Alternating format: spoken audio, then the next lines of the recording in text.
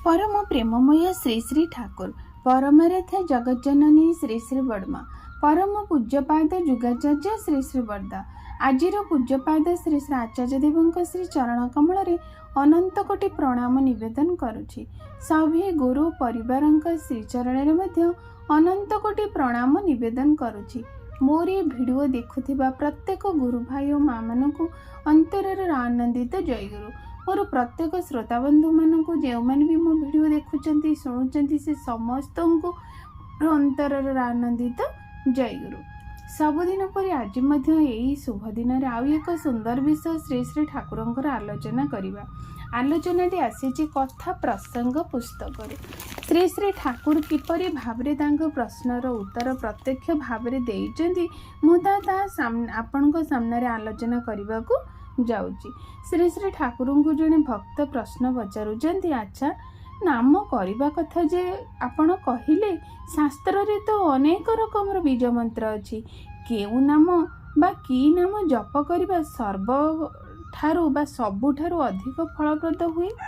श्री श्री ठाकुर कहिले जहा जेते सबुठु परिपूर्ण करे सेगुड़िकर निकटरे ताहा सेतिकी प्रयोजनीय।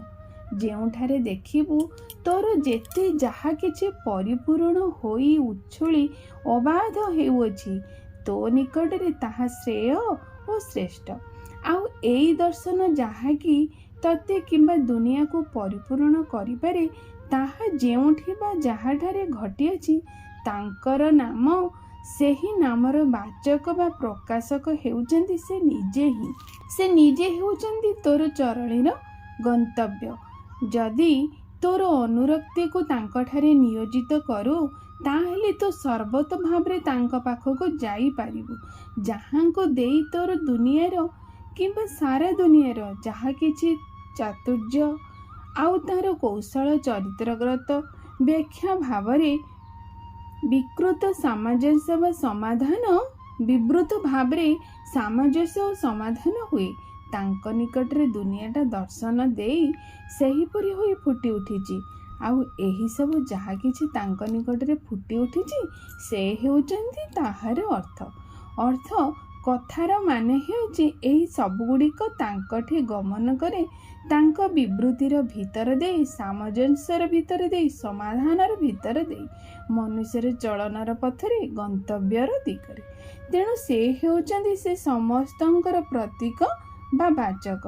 आउ सेही अस्तित्व जहा दे से प्रतीक शरीर ताहा तांकर जहा उपरे छिड़ा होइअछि से हेउचंती तांकर ध्वन्यात्मक नाम। आउ तांक जीवनर संश्लिष्ट दुनियार स्वतः दीप्तिर अनाहत नादरे अंतर ध्वनित हेउछि चेतन उच्चारणरे। श्री श्री ठाकुर को पुणी से पचारिले, आपण जहा सब कहले ठाकुर मु तो किछि बुझी पारिली नाही। श्री श्री ठाकुर पुणी कहउचंदी जहा जेते प्रत्येक को जेते रकमर विभिन्न अवस्था जेते विशेष भाव पूरण करे सेमानक निकटरे ताहा सेतिकी रकमर सेते बेसी प्रयोजनीय। एई तक बुझागला तो। आउ जेउठारे देखा जाए काहार भी ता समग्र दुनियाटा नहीं अर्थात दुनियाटा निकटरे जेते रकमर तार संसर्ग अच्छी समस्ते किसी नहीं जेते रकमर जेते अवस्था जो भाव परिपूर्ण करे आ सेई परिपूर्णटा एपरी होइथाए जे जेपरी अवस्था वर्तमान अच्छी तार सबु किछि नहीं ताहा ही तो अधिक हुए। श्री श्री ठाकुर कहउचंदी जे मनीष जीवनर जेउ समय तार जेतिकी आवश्यक जेउ परिभावरे जहा जेउ परिमाणर आवश्यकता ता निकटरे अछि सेई भावरे जुग उपयोगी भावरे परम पिता तांको धरेई दियंती। धरिबा न धरिबाटा हेउछि आम उपरे निर्भर करे। अर्थात परम पिता प्रति जुगरे आसंती मनीषर आवश्यकता को पूरण करी अभाव को दूर करने पाई मनुष्यर से समय जहाँ भी किछि आवश्यक ताको स्वतःस्फूर्त भाव नाम माध्यम दे मनीष को धरेई दियंती। किंतु मनीष ପୂର୍ବ ଯେଉଁ ସତନାମ ସେ କରେ ବା ଯାହା ବି କିଛି ସେ ପୂର୍ବ ସମୟରୁ ଜେଜେବାପା ବାପା ତାଙ୍କ ଅମଳରୁ ଯାହା କରି କରି ଆସେ ତାହା ତାର ମଜ୍ଜାଗତ ହେଇଯାଇଥାଏ, ଯାହାଫଳରେ କି ବର୍ତ୍ତମାନ ସମୟର ଯୁଗ ପୁରୁଷୋତ୍ତମ ପ୍ରଦତ୍ତ ସତନାମ ଅର୍ଥାତ୍ ତାଙ୍କ ବିଧିବିଧାନକୁ ମାନିବା ତା ପକ୍ଷେ ସେତେ କଠିନ ହୋଇପଡ଼େ ବା ଆଦୌ ହୋଇ ନପାରେ। ତେଣୁ ଶ୍ରୀ ଶ୍ରୀ ଠାକୁର ଗୋଟିଏ ଉଦାହରଣ ଦେଇ ବୁଝେଇଲେ, ତୁମେ ଯୁଗ ଉପଯୋଗୀ ନହେଲେ ତୁମର ସେତିକି ସାଧନାର ସିଦ୍ଧିର ଫଳ ତୁମେ ପ୍ରାପ୍ତି ହୋଇପାରିବ ନାହିଁ। ଯେପରିକି ଆମେ ଗୋଟେ ଉଦାହରଣ ଦେଲେ ଜାଣିପାରିବା, ଆମକୁ ଯୁଗ ଉପଯୋଗୀ ନାମ ଆଉ ପୂର୍ବ ପୁରୁଷୋତ୍ତମଙ୍କ ନାମ ଭିତରେ ଫରକଟା କ'ଣ? ଆମେ ଜାଣିଛେ, ଆମେ ପୂର୍ବରୁ ଯେତେବେଳେ ଆମେ ଛୋଟ ଥିଲେ ସେଠି ଅନେକ ଔଷଧ ଏଇ ଶରୀରର ଆରୋଗ୍ୟ ପାଇଁ ବାହାରିଥାଏ। ସେଇ ଜ୍ୱର, ସେଇ ମ୍ୟାଲେରିଆ ହଉ, ଥଣ୍ଡା ଜ୍ୱର ହଉ, ଯେକୌଣସି ଜ୍ୱର ପାଇଁ ସେହି ଭାବରେ ସେଇ ଔଷଧ ହିଁ ବାହାରିଥାଏ। କିନ୍ତୁ ଦେଖାଯାଏ ବର୍ତ୍ତମାନ ସମୟରେ ଆଉ ସେଇ ଔଷଧ କାମ କରୁନାହିଁ। କାହିଁକି କାମ କରୁନାହିଁ? ନା ସେ ସମୟର ଶରୀରକୁ ଯେଉଁ ସମୟରେ ଯେତିକି ଆବଶ୍ୟକ କମ୍ପୋଜିସନର ମେଡ଼ିସିନ ଦରକାର ଥିଲା ତାହା ସେ ସମୟରେ ସେ ଡାକ୍ତରମାନଙ୍କ ଦ୍ୱାରା ତିଆରି ହୋଇ ମଣିଷକୁ ଦିଆଯାଏ।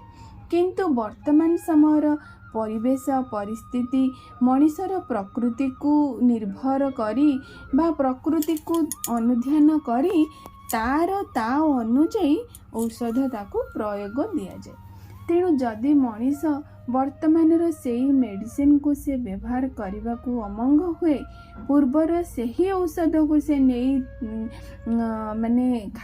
ଔଷଧ ରୂପରେ ଗ୍ରହଣ କରି ଆରୋଗ୍ୟ ଲାଭ ହୋଇ ନପାରେ, ଆଉ ଆରୋଗ୍ୟ ଲାଭ ଯଦି ବି ହୋଇଯାଏ ତାର ସାଇଡ୍ ଇଫେକ୍ଟ ବହୁ ଭାବରେ ତାକୁ ଭୋଗ କରିବାକୁ ପଡ଼େ। ଠିକ୍ ସେହିପରି ଯୁଗ ଉପଯୋଗୀ ସତନାମ ପରମପିତାଙ୍କର ପ୍ରଦତ୍ତ ବିଧାନ।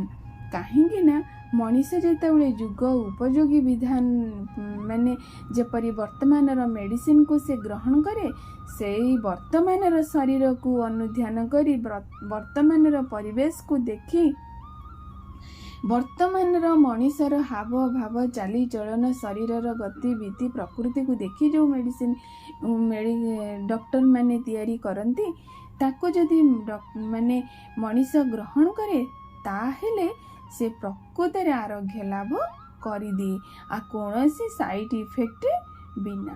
ଠିକ୍ ସେହିପରି ଯୁଗ ଉପଯୋଗୀ ପ୍ରଦତ୍ତ ନାମ, କାରଣ ଭଗବାନ ଜାଣିଛନ୍ତି କେଉଁ ଯୁଗରେ କେଉଁପରି ଭାବରେ ମଣିଷକୁ ପ୍ରଭାବ ପକାଉଥିବା ପ୍ରବୃତ୍ତିମାନଙ୍କର ଶକ୍ତିର ଗାଢ଼ତ୍ୱଟା କେତେ।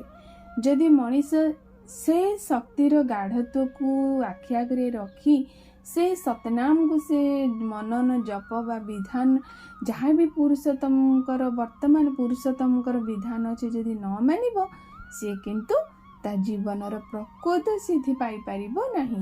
ଏଇଆ ହିଁ ହେଉଛି ପ୍ରକୃତ ବାସ୍ତବର କଥା।